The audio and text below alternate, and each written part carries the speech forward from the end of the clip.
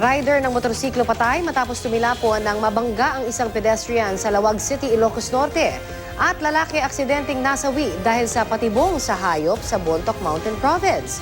Yan at iba pang balitang probinsyang hatid ni Athena Imperial. Patay ang isang lalaki matapos aksidenteng mabaril ng homemade shotgun na patibong sana sa hayop sa Mount Village sa Bontoc Mountain Province. Base sa investigasyon ng pulisya, nagpunta sa lugar ang biktima para tingnan ang kanyang mga patibong nang aksidente niyang magalaw ang patibong ng iba. Sa pool ng homemade shotgun na kung tawagin ay balais, ang biktima sa binti na siyang ikinamatay nito. Tinangka pa siyang gamutin ng mga rumespondeng residente ngunit nabigo sila.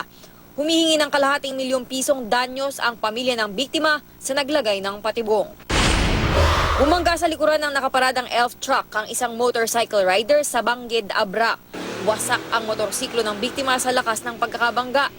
Base sa investigasyon ng pulisya, galing sa isang inuman ng biktima bago maaksidente. Sari-saring sugat sa katawan ng tinamo ng biktima na siya nitong ikinamatay. Wala rin daw headlight ang biktima habang umaandar. Dead on arrival naman sa ospital ang isa pang motorcycle rider matapos naman siyang sumemplang ng mabangga niya ang isang pedestrian sa Lawag City, Ilocos Norte. Mabilis ang takbo ng motorsiklo nang magpang-abot ang rider at ang biktima na tumatawid ng kalsada.